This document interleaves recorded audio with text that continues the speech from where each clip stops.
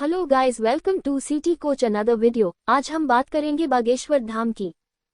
आखिर पंडित धीरेन्द्र शास्त्री हैं कौन? पूरा विवाद क्या है? बागेश्वर धाम क्या है? क्या सच में पंडित धीरेन्द्र शास्त्री के पास कोई दिव्य शक्ति है?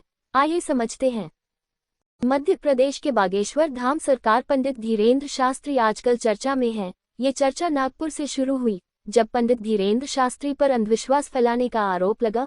अंधश्रद्धा निर्मूलन समिति ने कहा कि जब बागेश्वर धाम सरकार को चमत्कार साबित करने के लिए चुनौती दी गई है, तो कथा बीच में ही छोड़कर वह चले गए। इसके बाद पंडित धीरेन्द्र शास्त्री का भी बयान आया।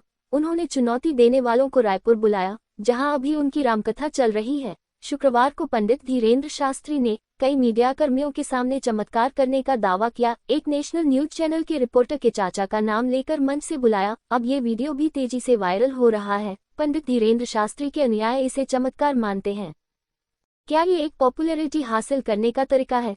क्या ये समाज को भटकाने का तरीका है, या फिर कोई राजनीतिक एजेंडा है? आप लोग कमेंट करके जरूर बताएं। चलिए शुरू करते हैं। विवाद क्या है, समझते हैं। बागेश्वर धाम सरकार पंडित धीरेन्द्र शास्त्री की कथा के दौरान लोगों की समस्याएं सुनने और उसका समाधान करने का दावा किया जाता है। कहा जाता है कि भूत प्रेत से लेकर बीमारी तक का इलाज बाबा की कथा में होता है। बाबा के समर्थक दावा करते हैं कि बागेश्वर धाम सरकार इंसान को देखते ही उसकी हर तरह की परेशानी जान लेते हैं और उसका समाधान करते हैं। वहीं बागेश्वर धाम सरकार का कहना है कि वह लोगों की अर्जियां भगवान बालाजी हनुमान तक पहुंचाने का जरिया मात्र है, जिन्हें भगवान सुनकर समाधान देते हैं। इन्हीं दावों को नगापुर की अंधश्रद्धा निर्मूलन समिति ने चुनौती दी। यहीं से विवाद की शुरुआत हुई। क्या है बागेश्वर धाम का इतिहास? छतरपुर के पास एक जगह है गड़ा, यहीं पर बागेश्वर धाम है। यहाँ बालाजी हनुमान जी का मंदिर है। हर मंगलवार को बालाजी हनुमान जी के दर्शन को भारी भीड़ उमड़ती है। धीरे धीरे इस दरबार को लोग बागेश्वर धाम सरकार के नाम से पुकारने लगे। ये मंदिर सैकड़ों साल पुराना बताया जाता है।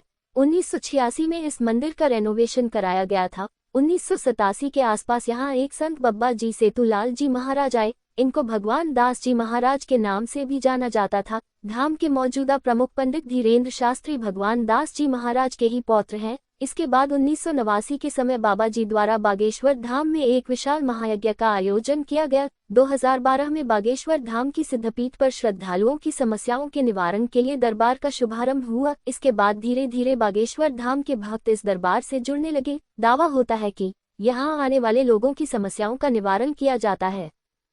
अब पंडित धीरेन्द्र शास्त्री के बारे में जान लीजिए। अभी बागेश्वर धाम की बागडोर पंडित धीरेन्द्र कृष्ण शास्त्री के पास है। पंडित धीरेन्द्र का जन्म 1996 में छतरपुर, मध्य प्रदेश जिले के गड़ागंज गांव में हुआ था। इनका पूरा परिवार अभी भी गड़ागंज में ही रहता है। पंडित धीरेन्द्र शास्त्री के दादा पंडित भगवान दास गर्ग भी इस मंदिर के पुजारी रहे। कहा जाता है कि पंडित धीरेन्द्र का बचपन काफी कठिनाई में बीता। जब वह छोटे थे तो परिवार की आर्थिक स्थिति इतनी खराब थी कि एक वक्त का ही भोजन मिल पाता था। पंडित धीरेन्द्र शास्त्री के पिता का नाम रामकृपाल गर्ग और मां सरोज गर्ग है। धीरेन्द्र के छोटे भाई शालिग्राम गर्ग जी महाराज हैं। वह भी बालाजी बागेश्वर धाम को समर्पित है। मीडिया रिपोर्ट्स के अनुसार पंडित धीरेन्द्र शास्त्री ने 11 साल की उम्र से ही बालाजी बागेश्वर धाम में पूजा पाठ शुरू कर दी थी। पंडित धीरेन्द्र शास्त्री के दादा ने चित्रकूट के निर्मोही अखाड़े से दीक्षा ली थी। इसके बाद वह गड़ागंज पहुंचे थे। अब उस संस्था की कहानी जिसने बागेश्वर धाम के धीरेन्द्र शास्त्री पर उठाए सवाल। महाराष्ट्र अंधश्रद्धा निर्मूलन समिति। महाराष्ट्र अंधश्रद्धा निर्मूलन समिति का गठन 1989 में हुआ था। बागेश्वर धाम के धीरेन्द्र शास्त्री पर महाराष्ट्र अंधश्रद्धा निर्मूलन समिति ने अंधविश्वास और जादू टोना को बढ़ावा देने का आरोप लगाया है। समिति का आरोप है कि धीरेन्द्र शास्त्री दिव्य दरबार के नाम पर जादू टोना और अंधविश्वास को बढ़ावा दे रहे हैं, साथ ही लोगों को लूटने और उनसे धोखाधड़ी भी कर रहे हैं।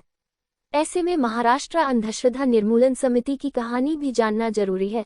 हालांकि इन आरोपों पर धीरेन्द्र शास्त्री ने दावा किया कि वो कोई अंधविश्वास नहीं फैला रहे हैं और न ही किसी की समस्या दूर कर रहे हैं। धीरेन्द्र शास्त्री ने ये भी कहा कि हाथी चले बाजार, कुत्ते भौंके हजार। क्या है पूरा मामला? धीरेन्द्र शास्त्री जगह जगह जाकर दिव्य चमत्कारी दरबार लगाते हैं। यहाँ वो दावा करते हैं कि उन्हें आपके बारे में सब पता है। वहां आने वाले लोग पर्ची में अपनी समस्या लिखते हैं और धीरेन्द्र शास्त्री उनके बताए बिना ही अपनी पर्ची में उनकी समस्या लिख देते हैं। ऐसा ही एक श्री रामचरित्र चर्चा नागपुर में आयोजित हुई थी। ये कथा 13 जनवरी तक चलनी थी, लेकिन 11 जनवरी को ही खत्म हो गई।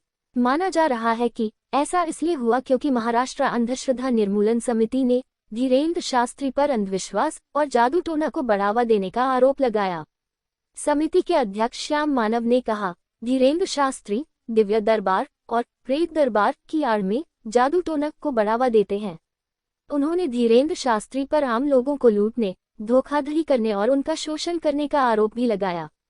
अंधश्रद्धा निर्मूलन समिति ने धीरेन्द्र शास्त्री को चुनौती भी दी कि अगर वो उनके बीच दिव्य दरबार लगाते हैं और चमत्कार करके दिखाते हैं तो वो उन्हें 30 लाख रुपए देंगे।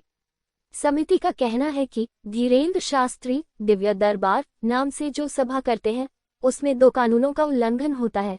पहला है 2013 का महाराष्ट्र का जादू टोना विरोधी कानून और दूसरा है 1954 का ड्रग्स एंड रेमेडीज एक्ट। अगर आप ये भी जानना चाहते हैं कि क्या है महाराष्ट्र अंधश्रद्धा निर्मूलन समिति, तो कमेंट करके जरूर बताएं, हम आपके लिए उस पर अलग से वीडियो बना देंगे। वीडियो अच्छा लगा तो चैनल को सब्सक्राइब करें।